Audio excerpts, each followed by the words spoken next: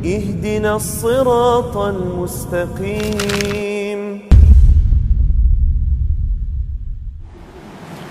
Bismillahirrahmanirrahim.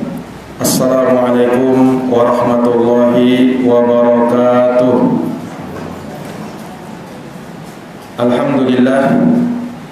Alhamdulillahi rabbil alamin.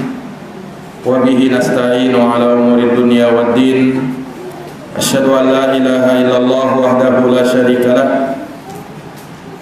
Wa asyhadu anna Muhammadan abduhu wa rasuluh. Sallallahu alaihi wa ala alihi wa sahbihi wa man tabi'ahum bi ihsanin ila yaumiddin wa sallama tasliman katsira, amma ba'd.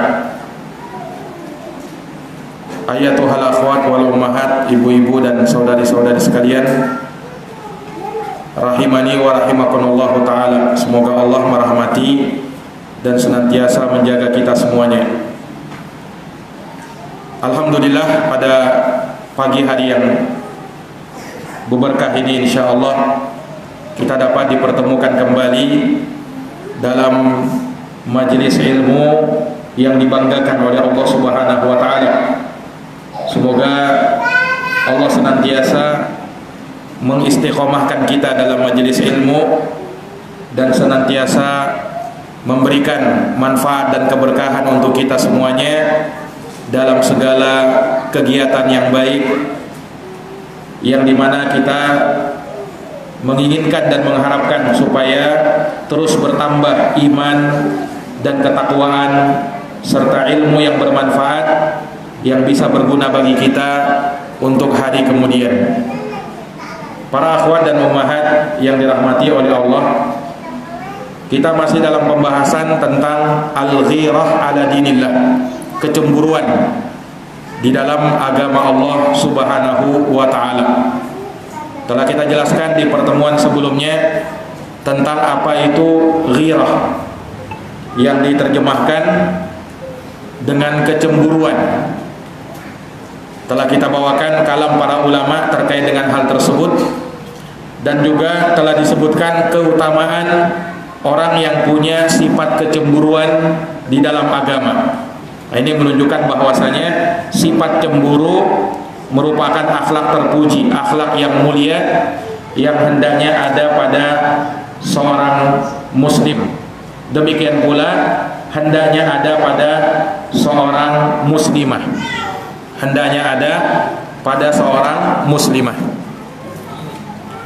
Para akhwat dan para ummahat yang dirahmati dan dimuliakan oleh Allah Subhanahu wa taala,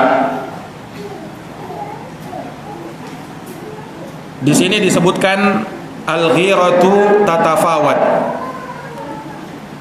Yang namanya kecemburuan itu bertingkat-tingkat, berbeda-beda antara satu dengan yang lainnya. Kata Ummu Abdillah hafizahullahu taala, al-ghiratu tatafawatu fin naqsi wa ziyadah. Yang namanya kecemburuan itu berbeda-beda. Ada yang kurang, ada yang lebih, ada yang rendah, ada yang tinggi. Ini kecemburuan yang ada pada diri seseorang, berbeda-beda. Wa qad tan'adimu ala hasabil imani wad din wa quwwatiha wa tamakkuniha fil qalbi. Dan terkadang kecemburuan itu bisa hilang sesuai dengan tingkat keimanan dan agama seseorang, kekuatannya dan kekokohannya di dalam hati seseorang. Sehingga yang namanya sifat cemburu itu berbeda-beda ada pada diri seseorang, baik laki-laki maupun perempuan. Qala Ibnul Qayyim fi Rawdatil Muhibbin, berkata Imam Ibnul Qayyim dalam kitabnya Rawdatul Muhibbin pada halaman 273. Kata beliau, aqwan nasi dinan a'zamuhum ghiratan. Manusia yang paling kuat agamanya adalah yang paling besar kecemburuannya. Ini kata Imam Ibnul Qayyim. Manusia yang paling kuat agamanya adalah yang paling besar kecemburuannya. Artinya semakin besar kecemburuannya, maka itu pertanda semakin kuatnya dia dalam berpegang teguh dengan agama. Artinya kalau ada orang yang tidak punya sifat kecemburuan, maka agamanya bisa jadi sangat lemah atau bahkan tidak ada sama sekali. Nah, maka sifat kecemburuan itu berbanding lurus dengan tingkat kekuatan agama seseorang. Ini menunjukkan keutamaan dan kemuliaan sifat ghirah ini, sifat cemburu. Wa qad qala sallallahu alaihi wasallam fil hadits sahih. Nabi sallallahu alaihi wasallam telah bersabda di dalam hadits yang sahih, "Atajabuna min ghirati Sa'din la ana aghyaru minhu wallahu aghyaru minni." Ini hadisnya sudah pernah kita singgung di pertemuan yang lalu, di mana Sa'ad bin Mu'ad punya sifat kecemburuan yang beliau ungkapkan ketika dia sangat cemburu kepada istrinya. Maka Nabi mengomentari ucapan Sa'ad tersebut, "Ata'jabuna min ghirati Sa'ad?" Apakah kalian merasa takjub dengan kecemburuan yang dimiliki oleh Sa'ad? La ana aghyaru minhu. Sungguh saya, kata Nabi, lebih cemburu daripada dia. Wallahu aghyaru minni. Dan Allah lebih cemburu daripada saya. Allah pun punya sifat cemburu. Nabi juga punya sifat cemburu. Bahkan para nabi dan para rasul disifatkan dengan sifat kecemburuan. Dan orang-orang soleh secara umum, laki-laki maupun perempuan, dia punya sifat kecemburuan. Terlebih yang sudah menikah, yang sudah punya pasangan, yang sudah punya istri atau yang sudah punya suami, maka sifat cemburunya harus lebih besar. Sifat cemburunya harus lebih besar. Tetapi kecemburuan itu, kata para ulama, terbagi menjadi 3 macam. Globalnya orang cemburu itu ada 3 macam. 2 yang tercela dan 1 yang terpuji. Ada berapa macam orang yang cemburu? Ada 3 macam. 2 yang tercela, 1 yang terpuji. Adapun yang tercela, yang pertama, ada orang yang berlebih-lebihan dalam sifat cemburu.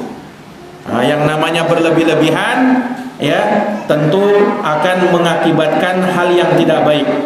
Cemburu boleh-boleh saja, tapi jangan sampai berlebih-lebihan, sampai kayak orang sakit jiwa dia gara-gara cemburu. Nah, misalnya seorang suami kepada istrinya, ya, atau istri kepada suaminya. Ketika istrinya atau suaminya pegang HP misalnya, ya, lalu dia cemburu. Ketika ada orang telepon langsung dia curigai. Artinya ada terkadang orang cemburunya tidak mendasar, sehingga bawaannya selalu suudzon kepada orang, bawaannya selalu buruk sangka kepada pasangannya. Nah, ini tidak baik. Kalau kita mau cemburu, cemburu yang memang mendasar, ada buktinya. Nah, jangan sampai kecemburuan tersebut terlalu menguasai diri seseorang sehingga dia cemburu pada sesuatu yang tidak selayaknya dia cemburu. Dan ini bisa terjadi pada seorang wanita kepada suaminya, atau sebaliknya kepada seorang suami kepada istrinya. Nah, sehingga cemburu yang berlebih-lebihan ini dilarang oleh agama. Cemburu yang berlebih-lebihan ini dilarang oleh agama. Makanya disebutkan dalam sebuah hadis, Nabi melarang sifat cemburu yang berlebih-lebihan seperti ini. Iya. Yang disebutkan bahwasanya Nabi Shallallahu Alaihi Wasallam melarang seorang suami, ya, ketika pulang dari safar di malam hari, kemudian langsung masuk tiba-tiba menemui istrinya tanpa ada pemberitahuan terlebih dahulu. Nah, ini terkadang dilakukan oleh sebagian orang, entah dengan alasan apa atau dengan alasan untuk memberikan kejutan dan lain sebagainya. Itu dilarang dalam agama, tidak boleh seperti itu. Apalagi di zaman dulu ya, yang tidak ada alat komunikasi dari jarak jauh. Kalau sekarang masih dimending. Kalau misalnya kita pulang safar, kita bisa me-WA istri kita atau SMS atau telepon dulu memberitahukan bahwa kita akan segera pulang. Berbeda dengan zaman dulu. Terkadang sebagian orang langsung pulang tiba-tiba tanpa pemberitahuan terlebih dahulu. Nah, ini dilarang oleh Nabi. Kenapa?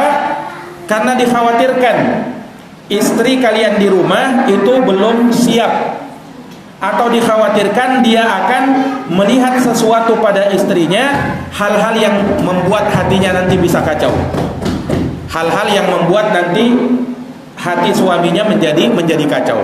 Makanya Nabi larang, hendaknya diberitahu terlebih dahulu. Nah, kecemburuan yang bisa mendatangkan suudzon, buruk sangka kepada pasangan kita, ini dari perkara yang tidak diperbolehkan di dalam agama. Nah, itulah kecemburuan yang terlalu berlebih-lebihan, kecemburuan yang terlalu mengada-ngada. Cemburu boleh-boleh saja, tapi jangan sampai terlalu berlebih-lebihan. Itu yang pertama. Yang kedua yang juga tercela, yaitu sifat cemburu yang terlalu bergampangan atau bahkan tidak peduli. Nah, orang yang seperti ini sangat lemah sifat cemburunya, atau bahkan tidak ada. Istrinya mau keluar kemana saja dia tidak peduli. Istrinya jalan sama siapa saja dia tidak mau tahu. Mau ngumpul bareng reuni sama sahabat-sahabat lama, padahal mungkin sahabat lamanya laki-laki. Nah, reunian dengan sahabat-sahabat laki-laki teman SMA dulu, ya, suaminya tidak peduli. Atau sebaliknya, istri kepada suaminya tidak dipedulinya suaminya, mau berteman sama cewek-cewek kah, atau berteman sama mantan-mantannya dulu kah, tidak peduli dia. Nah, tidak peduli dia, tidak ada sifat kecemburuannya, ya, dan terlalu bergampang-gampangan. Nah, ini yang kemarin kita sebut sebagai dayus. Nah, inilah dayus, orang yang membiarkan istrinya pergi entah kemana, ya, bahkan dia rela-rela saja, baik-baik saja walaupun istrinya berteman sama laki-laki, tidak peduli dia. Nah, inilah yang namanya dayus. Dan di masa sahabat, ya, hal seperti ini sangat tercela, ya, sama sekali seakan-akan tidak ada kecemburuan. Makanya di masa sahabat Ali bin Abi Thalib radhiyallahu anhu, beliau pernah menegur sahabat-sahabat yang lain dengan beliau mengatakan, balaghani anna nisa'akum yuzahimnal uluj fil aswaq ala tastahyun ala tagharun. Kata Ali bin Abi Thalib, telah sampai kepadaku berita bahwa istri-istri kalian itu mereka berdesak-desakan di pasar-pasar bersama laki-laki non-muslim. Terkadang di pasar-pasar itu berdesak-desakan, ya. Sebagian sahabat ketika itu membiarkan istrinya berdesak-desakan di dalam pasar. Kata Ali bin Abi Thalib, tidakkah kalian merasa malu? Tidakkah kalian cemburu dengan istri kalian? Ya, ayatruku ahadukum imra'atah takhruju bainar rijal. Apakah kalian rela, kata Ali bin Abi Thalib, meninggalkan istri kalian, dia keluar, ya, kemudian ada di situ laki-laki, ya, berkerumunan bersama laki-laki, berdesak-desakan sama laki-laki, tidakkah kalian cemburu?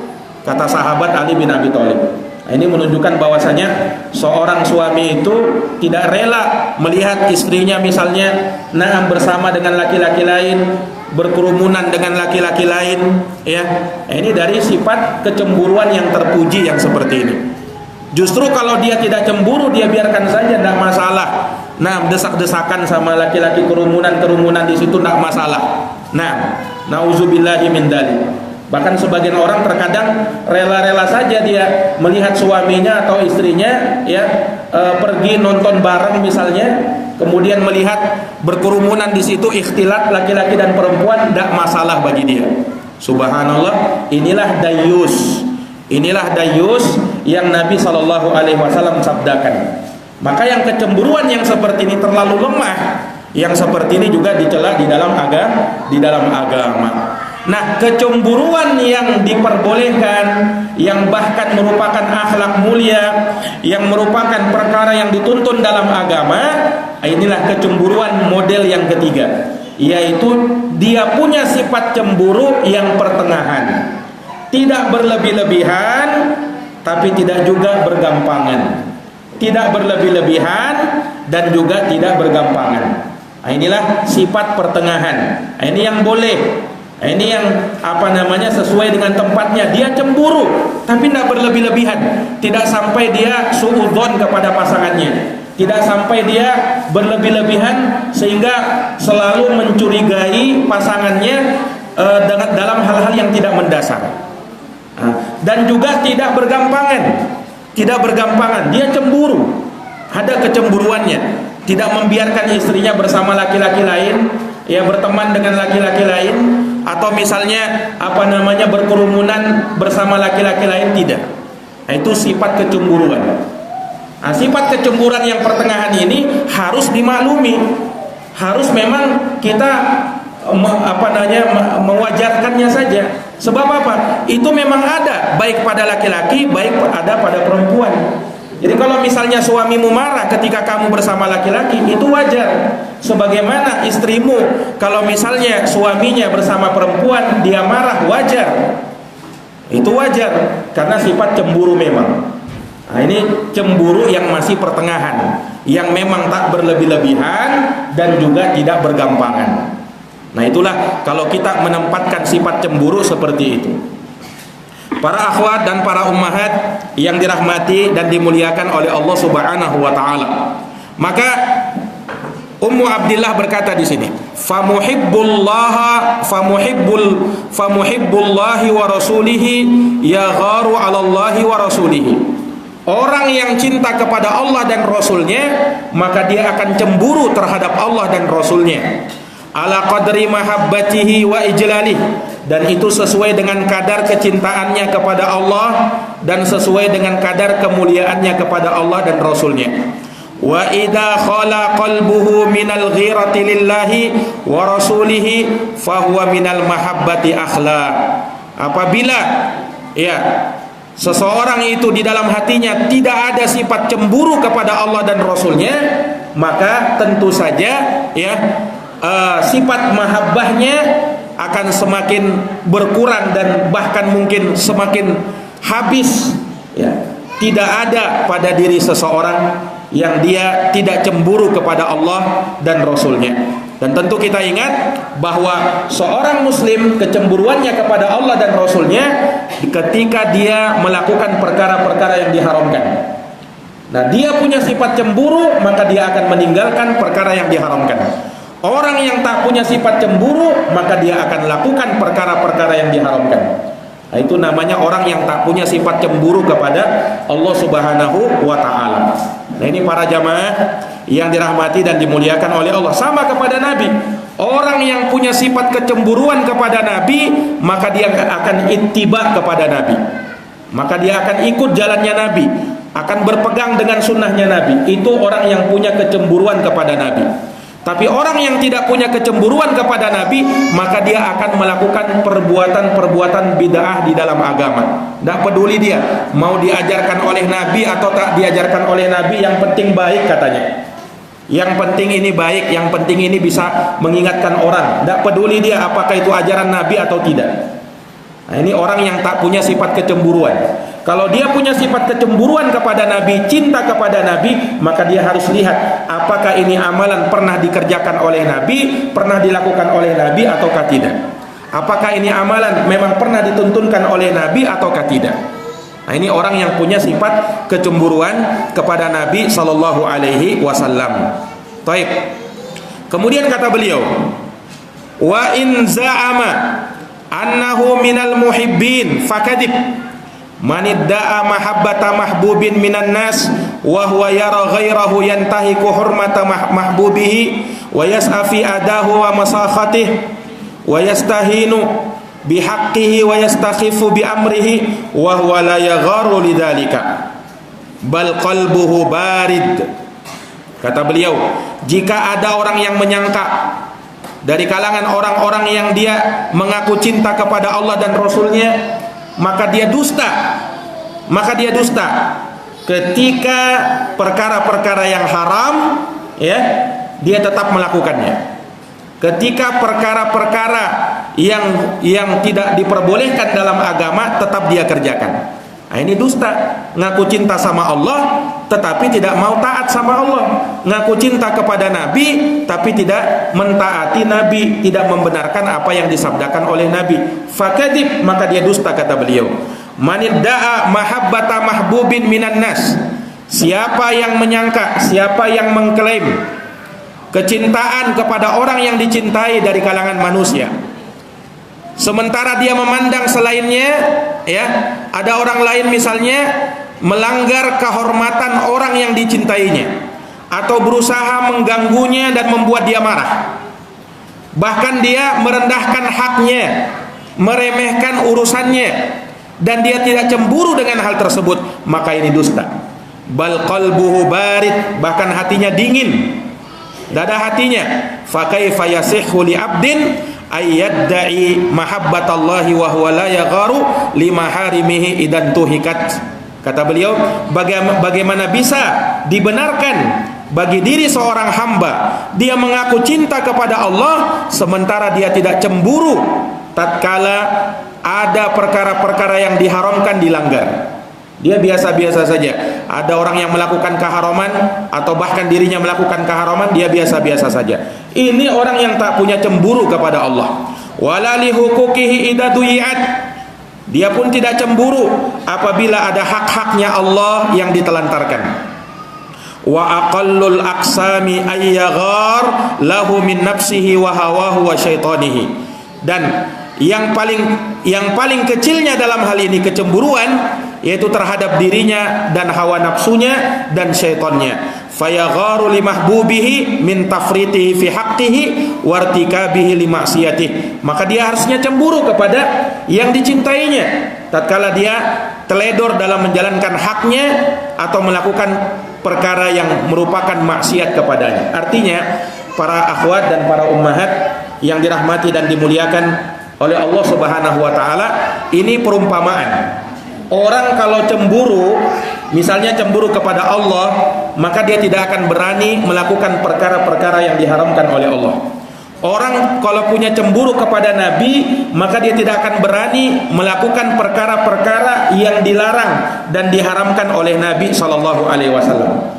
Itu kalau orang punya sifat cemburu. Sama, kalau dia punya cemburu kepada pasangannya, dia tidak akan mungkin menyakiti pasangannya. Kalau dia punya sifat kecemburuan kepada istrinya atau kepada suaminya, maka dia tidak akan berani menyakiti hati suaminya atau menyakiti hati istrinya. Nah, ini orang yang memang punya sifat kecemburuan. Nah, wa idza tahallat aw wa idza tarahalat hadhil ghiratu minal qalbi tarahalat minhul mahabbah bal tarahala minhud din wa in baqiyat fihi atharuhu. Apabila kecemburuan yang seperti ini telah hilang, telah pergi dari dalam hati, maka rasa atau sifat kecintaan juga akan pergi darinya. Nah, bahkan agamanya bisa pergi dari dirinya sekalipun masih ada bekas-bekasnya. Nah, ini para akhwat dan para ummahat yang dirahmati dan dimuliakan oleh Allah Subhanahu wa taala. Iya. Makanya kalau kita mau perbandingkan bagaimana kecemburuan dahulu ulama-ulama salaf, itu sangat besar dibandingkan dengan sifat kecemburuan orang-orang di zaman sekarang. Yang disebutkan dalam sebuah kisah, ya, bahwa ada seorang wanita syarifah yang dia masih ada keturunan dengan Nabi Shallallahu Alaihi Wasallam. Ya, wanita ini pernah ditawan oleh oleh orang-orang Romawi, wanita muslimah dan dia salihah, nah syarifah. Dia pernah ditawan oleh orang-orang Romawi dan bahkan digoda oleh orang-orang Romawi. ketika berada di pasar. Maka wanita yang salihah ini, syarifah, dia pun berkata, wa mu'tasimah, katanya, wa mu'tasimah, artinya dia menyeru kemana mu'tasim. Mu'tasim ini adalah khalifah yang hidup ketika itu, dari khalifah kaum muslimin. Artinya dia ingin meminta bantuan dari khalifah, karena dia sekarang sedang ditahan, khalifah yang bernama Mu'tasim. Nah, maka orang-orang Romawi ketika itu berkata bahwa kamu tidak akan didengarkan oleh khalifahmu, ya, suaramu tidak akan sampai kepadanya. Maka ketika itu, ya, ternyata disaksikan oleh salah seorang kaum muslimin yang ada di situ. Maka dia pun langsung pergi, ya, ke Baghdad, kemudian mengabarkan kepada Mu'tasim tentang keadaan wanita solehah syarifah ini. Ketika Mu'tasim mendengar berita tentang wanita tersebut, maka yang tadinya Mu'tasim sedang beristirahat, beliau langsung mengatakan, labbaik, labbaik, aku akan datang. Maka Mu'tasim pun menggerakkan umat Islam untuk bisa membebaskan wanita ini, satu orang wanita ini. Subhanallah. Nah, sampai disebutkan bahwa peperangan ketika itu memakan waktu sampai 6 bulan lamanya, hanya dalam rangka untuk menyelamatkan satu orang perempuan ini saja. Lihat bagaimana sifat kecemburuan umat Islam ketika itu. Subhanallah. Satu orang wanita dari kalangan kaum muslimat yang disakiti, maka ribuan kaum muslimin bangkit. Karena apa? Sifat kecemburuannya. Nah, itu kalau orang-orang terdahulu. Tapi orang-orang sekarang terkadang, ya, mendengar mungkin ada saudarinya seiman disakiti, mungkin dia biasa-biasa saja. Nah, biasa-biasa saja, tidak tergerak hatinya, ya, untuk misalnya memberikan pertolongan atau memberikan bantuan, atau misalnya mendoakan paling tidak, ya. Ya, dahulu, ya, para ulama salaf, orang-orang soleh terdahulu luar biasa sifat kecemburuannya, ya, ketika ada dari wanita-wanita muslimah yang disakiti. Bergerak umat Islam untuk menyelamatkan wanita-wanita muslimah yang ditawan oleh orang-orang kafir. Nah, ini para akhwat dan para ummahat yang dirahmati dan dimuliakan oleh Allah Subhanahu wa taala. Maka sifat kecemburuan ini harus ada pada diri seorang muslim dan juga mesti ada pada diri seorang muslimah. Kata Ummu Abdillah hafizahullahu taala, wa hadhil ghiratu hiya aslul jihadi wal amri bil ma'ruf wan nahyi anil munkar. Dan kecemburuan ini merupakan landasan dasar untuk berjihad dan melakukan amar ma'ruf nahi munkar.